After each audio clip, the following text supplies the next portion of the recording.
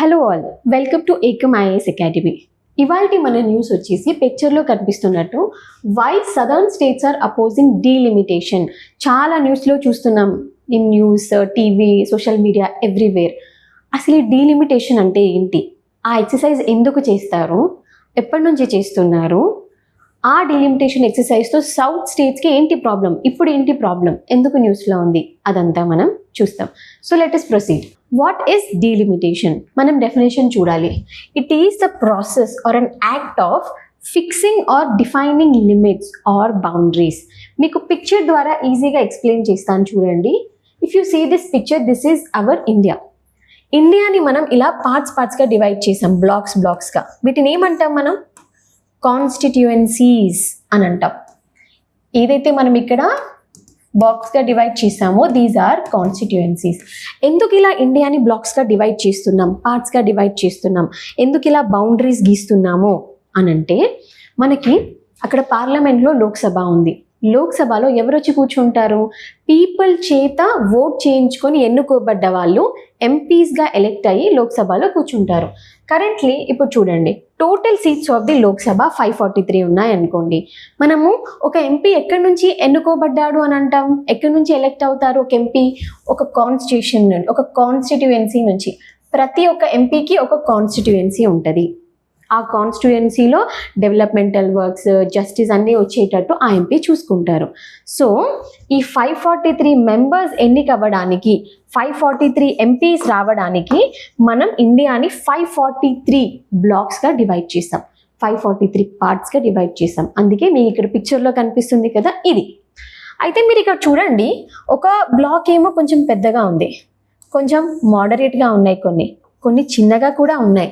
So ఇది ఎలా జరిగింది, ఎలా చేస్తారు ఈ డీలిమిటేషన్ ఎక్సర్సైజ్ చూద్దాం. ఫస్ట్ ఎలా చేస్తారు కంటే ముందు ఎవరు చేస్తారు అనేది చూద్దాం. Who conducts it? This exercise is carried out by A delimitation commission. అంటే ఈ పని చేయడానికి సెపరేట్గా ఒక ఇండిపెండెంట్ కమిషన్ని వాళ్ళు ఎస్టాబ్లిష్ చేస్తున్నారు. ఎప్పుడు ఎస్టాబ్లిష్ చేస్తారు, ఎవరు ఎస్టాబ్లిష్ చేస్తారు అంటే, it is setup by the government of India. So మన సెంట్రల్ గవర్నమెంట్ ఉంది కదా, వాళ్ళు ఎస్టాబ్లిష్ చేస్తారు. అది కూడా ఎప్పుడు అనంటే, ఒక పార్లమెంటరీ యాక్ట్ పాస్ అవ్వాలి, ఒక చట్టం ద్వారానే ఈ కమిషన్ని ఎస్టాబ్లిష్ చేస్తారు. ఒక చట్టం, ఒక యాక్ట్ లేకుండా ఈ కమిషన్ని ఎస్టాబ్లిష్ చేయరు. సో ఎప్పుడెప్పుడు ఒక డీలిమిటేషన్ కమిషన్ రావాలన్నా ఖచ్చితంగా ఒక చట్టం పాస్ అవ్వాల్సింది. మనకు ఎవరు పాస్ చేస్తారు? సెంటర్లో పార్లమెంట్ పాస్ చేస్తుంది. ఓకే, సరే. ఈ డీలిమిటేషన్ కమిషన్లో ఎవరు ఉంటారు? మెంబర్స్ కూడా మనకి తెలియాలి. హెడ్, చైర్మన్ లాగా ఒక రిటైర్డ్ సుప్రీంకోర్టు జడ్జి ఉంటారు. హెడ్, ఆ కమిషన్కి head retired supreme court judge. Members ఎవరు ఉంటారు అంటే, చీఫ్ ఎలక్షన్ కమిషనర్, సిఈసి అని అంటాం కదా. మనకి ఎలక్షన్ కమిషన్ అనే బాడీ ఉంది రెగ్యులర్గా ఎన్నికలు కండక్ట్ చేయడానికి, దాని చీఫ్ మెంబర్ లాగా ఉంటారు. అలాగే స్టేట్ ఎలక్షన్ కమిషనర్స్ ఉంటారు చూడండి, ప్రతి స్టేట్కి ఎలక్షన్ కమిషనర్స్ వాళ్ళు కూడా ఉంటారు. సో ఇప్పుడు మీకు డీసీ, డీలిమిటేషన్ కమిషన్స్లో మెంబర్స్ అర్థమయ్యారు కదా. Retired supreme court judge, chief election commissioner, state election commissioners. So ఖచ్చితంగా ఒక డీలిమిటేషన్ యాక్ట్, ఒక చట్టం అనేది పాస్ అవ్వాలి. దాని తర్వాతే ఈ కమిషన్ని కాన్స్టిట్యూట్ చేస్తారు. ఇంకొక ఇంపార్టెంట్ పాయింట్ ఫర్ ఎగ్జామ్ ఏంటంటే, ఈ కమిషన్ డెసిషన్స్, వాళ్ళు ఏదైతే డెసిషన్స్ తీసుకుంటారో, ఆర్డర్స్ పాస్ చేస్తారో, అవి ఫైనల్ అండ్ బైండింగ్. అంటే యూజువల్గా మీకు ఏదైనా చట్టం ద్వారా అన్యాయం జరిగినా, అది మీకు ఇంజస్టిస్ చేస్తే మీరు కోర్టుకి వెళ్ళి న్యాయం కోసం పోరాడతారు. కానీ ఇక్కడ డీలిమిటేషన్ కమిషన్ వాళ్ళ ఆర్డర్స్ పాస్ చేస్తారు కదా రిగార్డింగ్ ఎలక్షన్స్ అండ్ ఆల్, దాని మీద కంటెస్ట్ చేయడానికి మనం కోర్టుకి వెళ్ళడానికి లేదు. వాళ్ళు ఏదైతే చెప్తారో అదే ఫైనల్, అదే బైండింగ్. ఎందుకంటే చూడండి, 543 కాన్స్టిట్యుయెన్సీస్, ఎంతోమంది జనాలు, ఎవరికొకరికి ఎప్పుడు ఏదో ఒక ప్రాబ్లం ఉంటుంది. అలా అని ప్రతిసారి అందరూ వెళ్ళి పిఏఎల్స్ వేసి కోర్టుకి వెళ్తే ఎలక్షన్స్ నడుస్తాయా? ఇంత పెద్ద కంట్రీలో నడవదు. అందుకని ఈ కమిషన్స్కి అల్టిమేట్ పవర్స్ అనేది ఇచ్చారు. Now key aspects of this delimitation commission చూద్దాం. అసలు ఎందుకు తీసుకొచ్చారు ఇలాంటి ఒక కమిషన్, ఇలాంటి ఒక ఎక్సర్సైజ్ని అంటే, పాపులేషన్ చేంజెస్ జరుగుతాయి. చూడండి, మన మెయిన్ పర్పస్ అక్కడ మనకి ఎంపీస్గా ఎలక్ట్ అవ్వబడతారు, వాళ్ళ కోసం కాన్స్టిట్యుయెన్సీస్ని డ్రా చేయడము. అసలు ఎంపీస్ ఎందుకు వెళ్తారు ఓట్ అవ్వబడి అని అంటే, ఇప్పుడు చూడండి, మనం ఒక కాన్స్టిట్యుయెన్సీలో ఉన్నాము, మన బాధలు, మన డిమాండ్స్, మనకి ఏవేవైతే రిక్వెస్ట్లు, మనకి ఏవేవైతే మనీ ఆర్ గ్రాంట్స్ కావాలో మన గురించి మాట్లాడడానికి ఎంపీని మనం ఎలెక్ట్ చేసుకుంటాము. వాళ్ళు అక్కడ పార్లమెంట్లో మన స్టేట్స్ గురించి మాట్లాడతారు. Yes or no? అయితే ఇప్పుడు మనం ఇండియా మొత్తాన్ని మనం బ్లాక్స్గా డివైడ్ చేస్తున్నాం కదా. ఈ డీలిమిటేషన్ ఎలా జరుగుతుందో చూడండి. ఇప్పుడు ఇక్కడ ఒక కాన్స్టిట్యుయెన్సీలో 10 lakh పాపులేషన్ ఉందనుకోండి, ఈ కాన్స్టిట్యుయెన్సీలో కూడా 10 lakh ఉండేటట్టు చూసుకుంటారు. అంటే పాపులేషన్ వైజ్ వీళ్ళు కాన్స్టిట్యుయెన్సీస్ని డ్రా చేస్తున్నారు. ఇండియా మొత్తంలో 543 కాన్స్టిట్యుయెన్సీస్ ఉన్నాయి కదా, ప్రతి కాన్స్టిట్యుయెన్సీలో మినిమం 10 lakh పాపులేషన్ ఉండేటట్టు అలా డ్రా చేశారనమాట లాస్ట్ టైం డిలిమిటేషన్ జరిగినప్పుడు. ఎందుకు అంటే ఒక 10 లక్షల మంది పాపులేషన్కి ఒక ఎంపీ, ఇంకో 10 లక్షలకి ఒక ఎంపీ, అట్లా నార్త్ చూసినా, సౌత్ చూసినా, ఈస్ట్ వెస్ట్ ఎక్కడ చూసినా ఇంతమంది పాపులేషన్కి ఖచ్చితంగా ఒక ఎంపీ ఉండాలి. ఈ సమానత్వం, ఈ ఈక్వల్ రిప్రజెంటేషన్ రావడం కోసం ఇలా చేశామన్నమాట. ఎందుకంటే మనం ఏ ప్రిన్సిపల్ని బిలీవ్ చేస్తాం, 1 person = 1 vote అని అంటాం కదా. సో ఇట్లా మనం ఈక్వల్గా కంపార్ట్మెంట్స్ని డివైడ్ చేసి ఇంతమంది పాపులేషన్కి ఒక ఎంపీ పెట్టామనుకోండి, ఇండియా అంతటా ఒకేలాగా ఓట్ పవర్ ఉంటుంది. కానీ ఏమవుతుంది, పాపులేషన్ ఎప్పటికప్పుడు పెరుగుతూనే ఉంటుంది కదా, పాపులేషన్ గ్రోత్ ఈజ్ ఇన్ఎవిటబుల్, చాలా పెరుగుతుంది. మనం లాస్ట్ డీలిమిటేషన్ చేసినప్పుడు ఏ సెన్సెస్ తీసుకున్నాము, 2001 అప్పటి సెన్సెస్ తీసుకున్నాం. బట్ 2001 నుంచి ఇప్పుడు మన కరెంట్ టైం 2025కి చూసుకున్నాం అనుకోండి, ఎంత పాపులేషన్ పెరిగింది. మనం ఇప్పుడు 142 crores పాపులేషన్. సో ఒక్కొక్క దగ్గర పాపులేషన్ ఎక్కువ ఉండొచ్చు, ఒక్కొక్క దగ్గర పాపులేషన్ తక్కువ ఉండొచ్చు. ఎందుకంటే మనం మైగ్రేషన్ జరుగుతుంది, చాలామంది ఊర్లో నుంచి సిటీస్కి వెళ్తారు, చాలామంది ఆడపిల్లలు పెళ్లి చేసుకుని హస్బెండ్తో వెళ్ళిపోతారు, చేంజెస్ జరుగుతున్నాయి, పాపులేషన్ మారుతూ ఉంటుంది. పాపులేషన్ మారుతుంటే ఒక దగ్గర ఎక్కువ అవుతారు, ఒక దగ్గర తక్కువ అవుతారు, కరెక్ట్. అలాంటప్పుడు మళ్ళీ బౌండరీస్ని డ్రా చేయాలి కదా. ఒకప్పుడు ఇక్కడ 10 లక్షలు ఉన్న వాళ్ళు బాగా మైగ్రేషన్ జరిగి సడన్గా 7 లక్షలకి పడిపోయి ఉంటారు. సో మళ్ళీ దీన్ని డ్రా చేయాలి బౌండరీ. అందుకని ఇది ఎవ్రీ ఇయర్ చేయడం చాలా కష్టమైన పని ఇంత పెద్ద కంట్రీలో. సో వీళ్ళేం డెసిషన్ తీసుకున్నారంటే, ప్రతి సెన్సెస్ లాస్ట్ సెన్సెస్ డేటా తీసుకొని మేము డీలిమిటేషన్ చేస్తాము. సో ఏదైతే మాకు ఫ్రెష్ సెన్సెస్ డేటా ఉందో రీసెంట్గా కండక్ట్ చేసింది దాని డేటాతో చేస్తాము అని డిసైడ్ అయ్యారు. సో పాపులేషన్ చేంజెస్ని అకామిడేట్ చేయడానికి ఈక్విటబుల్ రిప్రజెంటేషన్, ఏ కాన్స్టిట్యుయెన్సీ అయినా 10 లక్షలు ఉండేటట్టు చూసుకోవాలి, అలా ఇండియా మొత్తం ఉండాలి. దానికోసం అండ్ కాన్స్టిట్యూషన్ మ్యాండేట్ చేస్తుంది. కాన్స్టిట్యూషన్లో మనకి free and fair elections, it's basic కదా, మనకి రాజ్యాంగమే చెప్తుంది ఒక ఎలక్షన్ కమిషన్ ఉండాలి, ఎలక్షన్స్ పెట్టాలి అని. అందుకోసం ఈ డీలిమిటేషన్ చేస్తాము. తర్వాత కాన్స్టిట్యూషనల్ బేసిస్ ఉందని చూసాం కదా. ఆర్టికల్ 82 ఏం చెప్తుంది, పార్లమెంట్లోని లోక్సభ ఉంది కదా, దాంట్లో ఎంపీ సెలెక్ట్ అవ్వడం కోసం మనం కాన్స్టిట్యుయెన్సీస్ని డీలిమిటేషన్ చేయాలి. అలాగే ఆర్టికల్ 170 ఏం చెప్తుంది, ప్రతి స్టేట్కి కూడా కాన్స్టిట్యుయెన్సీస్ చేయాలి, ప్రతి స్టేట్లో సెపరేట్గా, ఎందుకంటే అక్కడ నుంచి ఎమ్మెల్యేస్ ఎన్నుకోబడతారు కాబట్టి. సో సెంటర్లో ఎంపీస్, స్టేట్లో ఎమ్మెల్యేస్, వాళ్ళు ఎన్నుకోవడానికి వాళ్ళ కోసం కాన్స్టిట్యుయెన్సీస్ని డ్రా చేయండి అని ఆర్టికల్స్ చెప్తున్నాయి. తర్వాత ఈ ప్రపోజల్స్ ఏవైతే ఉన్నాయో డీలిమిటేషన్ కమిషన్వి, వాళ్ళు డిసైడ్ అయిన తర్వాత పబ్లిక్ ఇన్పుట్ కోసం కూడా బయట పెడతారు. ఎక్కడంటే మామూలుగా గెజెట్ ఆఫ్ ఇండియా అని అంటాం కదా, అఫీషియల్ పబ్లికేషన్ వస్తుంది కదా. అలాగే ప్రతి స్టేట్కి గెజెట్ ఆఫ్ స్టేట్స్ ఉంటాయి కదా. అలాగే ప్రతి రాష్ట్రంలో 2 వర్నాక్యులర్ న్యూస్ పేపర్స్, అంటే ఇప్పుడు తెలంగాణ తీసుకోండి, తెలుగు మన లాంగ్వేజ్, 2 తెలుగు న్యూస్ పేపర్స్లో, మహారాష్ట్ర మరాఠీ, 2 మరాఠీ న్యూస్ పేపర్స్లో ప్రపోజల్స్ పెడతారు. ఆ ప్రపోజల్స్ పీపుల్ చదువుతారు, బయట మీటింగ్స్ పెడతారు, ఎవరైనా సజెషన్స్, ఒపీనియన్స్ తీసుకోవడానికి. ఇదంతా చేశాకే డీలిమిటేషన్ చేస్తారు. ఓకే, నెక్స్ట్ మనకు తెలిసింది ఏంటి, ఫ్రెష్ సెన్సెస్ డేటా తీసుకుంటాము అని చెప్పేసి. సో లేటెస్ట్ సెన్సెస్ డేటా మనకి లాస్ట్ డీలిమిటేషన్ ఎప్పుడు జరిగిందో తెలుసా, 2008లో జరిగింది. ఆ 2008లో ఈ బౌండరీస్ని వీళ్ళు ఇలా డ్రా చేశారు. ఏ డేటాతో, అప్పుడు దొరికిన 2001 సెన్సెస్ అంటే జనాభా లెక్కలు మీకు తెలుసు కదా. సో 2001 సెన్సెస్తో అప్పటి పాపులేషన్ ఫిగర్స్ బట్టి డీలిమిటేషన్ చేశారు. మళ్ళీ ఫాస్ట్ ఫార్వర్డ్ చేస్తే ఇప్పుడు వచ్చింది డీలిమిటేషన్ టాపిక్. అయితే మనము ఇప్పుడు డీలిమిటేషన్ చేసేటప్పుడు ఫ్రెష్ సెన్సెస్ 2021లో మనకు ఒక సెన్సెస్ జరగాల్సి ఉందన్నమాట, కానీ జరగలేదు. ఎందుకు జరగలేదు ఒకసారి ఆలోచించండి. 2020లో మనకి కోవిడ్ వచ్చి మొత్తం కంట్రీ అంతా ఆగిపోయింది, పనులు ఎవ్రీథింగ్ ఆగిపోయింది. దానివల్ల ఇంత పెద్ద ఎక్సర్సైజ్, బికాజ్ ఇంత డేటా క్యాల్కులేట్ చేయాలి కదా కంట్రీ అంతా తిరిగి, అందుకు ఆ ఎక్సర్సైజ్ ఆగిపోయింది. బట్ ప్రపోజల్స్ ఏంటంటే వెరీ సూన్ ఒక సెన్సస్ కండక్ట్ చేస్తారు, ఆ డేటా నుంచి మనం కొత్త డీలిమిటేషన్ చేయాలి అనేది. సో ఇప్పుడు మీకు అర్థమైంది కదా. అండ్ ఇంకొక ఇంపార్టెంట్ పాయింట్, డీలిమిటేషన్ చేసేటప్పుడు కంట్రీలో కొన్ని ఎస్సీ రిజర్వ్డ్ కాన్స్టిట్యుయెన్సీస్ ఉండాలి, ఎస్టీ రిజర్వ్డ్ కాన్స్టిట్యుయెన్సీస్ ఉండాలి. ఫర్ ఎగ్జాంపుల్ మీకు ఇక్కడ పిక్చర్లో చూపిస్తాను, 1 సెకండ్. ఇక్కడ చూడండి, ఈ పీచ్ కలర్ ఏదైతే ఉందో ఇవి జనరల్ కాన్స్టిట్యుయెన్సీస్ అన్నమాట.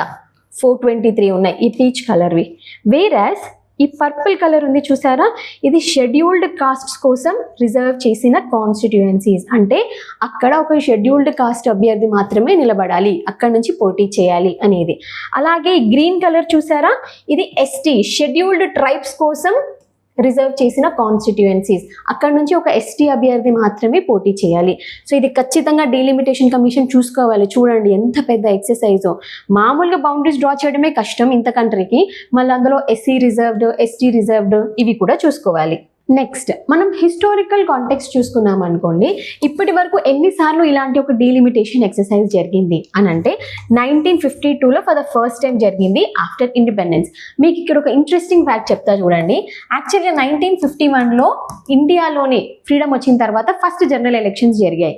అప్పుడు కూడా మనకు కాన్స్టిట్యుయెన్సీస్ కావాలి కదా, అప్పుడు ఎవరు చేస్తారంటే ప్రెసిడెంట్ చేస్తారు. అప్పటి president of India doctor Rajendra Prasad, ఆయన ఒక్కరే చేస్తారా, కష్టం. సో ఎలక్షన్ కమిషన్ యొక్క హెల్ప్ తీసుకొని ఆయన ఫస్ట్ కాన్స్టిట్యుయెన్సీస్ని డిలిమిట్ చేస్తారు. దాని తర్వాత అవసరం పడింది కాబట్టి మళ్ళీ ఇండియా మొత్తానికి ప్రాపర్గా బౌండరీస్ డ్రా చేయాలి అని 1952లో ఫస్ట్ ప్రాపర్ డిలిమిటేషన్ జరుగుతుంది.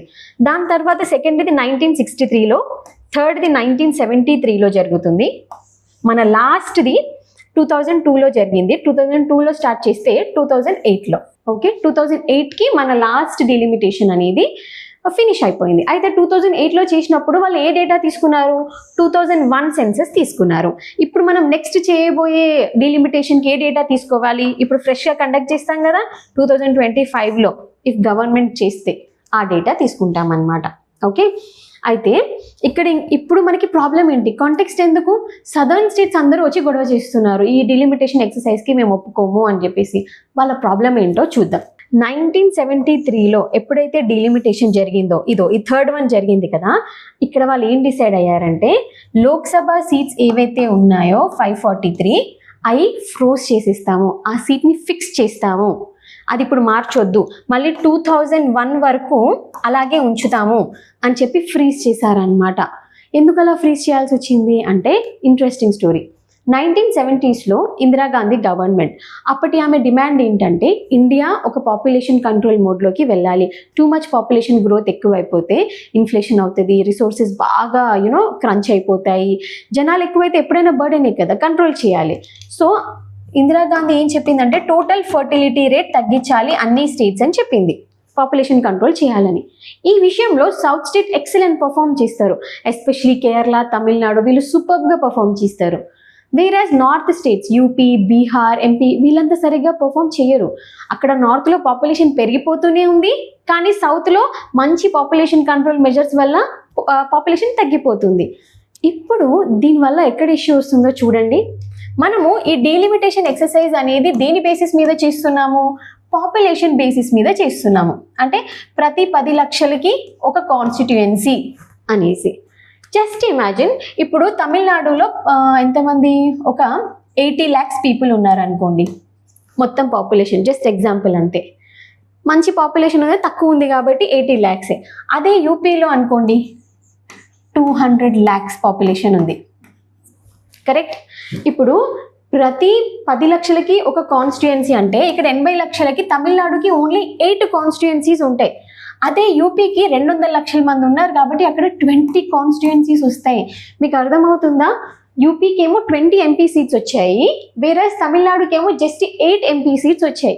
ఇప్పుడు తమిళనాడు డెఫినెట్లీ ప్రాబ్లం చెప్తుంది కదా, మీరు చెప్పినట్టు మేము పాపులేషన్ కంట్రోల్ చేసాం, మంచిగా ఫర్టిలిటీ రేట్ తగ్గించాం, అది చేసినందుకు మాకు రివార్డ్ ఉండాలి కానీ పనిష్మెంట్ ఏంటి? మాకేమో తక్కువ ఎంపీ సీట్స్ ఉంటాయి లోక్సభలో, యూపీకి ఏమో ఎక్కువ ఉంటాయి. వాళ్ళు అసలు పాపులేషన్ కంట్రోల్ చేయలేదు. సో ఇప్పుడు మీకు అర్థమైంది కదా సౌత్ స్టేట్స్ యొక్క ప్రాబ్లం ఏంటనేది. నా వాళ్ళు ఎగ్జాక్ట్లీ ఏం చెప్తున్నారో చూద్దాం. మేము పాపులేషన్ని సక్సెస్ఫుల్లీ కంట్రోల్ చేశాము. Especially all the south states, Tamil Nadu, Kerala, Telangana, Andhra Pradesh, కొన్ని ఈస్టర్న్ స్టేట్స్ బాగా పనిచేసాయి. బట్ వాళ్ళకి ఏమవుతుంది? పొలిటికల్ పవర్ ఇప్పుడు తగ్గిపోతుంది. ఇప్పుడు మనం కరెంట్గా చూసుకున్నాం అనుకోండి, 543 లోక్సభ సీట్స్లో మొత్తం సౌత్ స్టేట్స్కి ఓన్లీ 130 ఉన్నాయి ఇప్పుడు. అదే కరెంట్ పాపులేషన్ మీద ఇప్పుడు 2025లో సెన్సస్ తీసి మనం డీలిమిటేషన్ చేస్తే ఏమవుతుంది? అక్కడ ఈ 130 కాస్త ఈ 100కి పడిపోతుంది.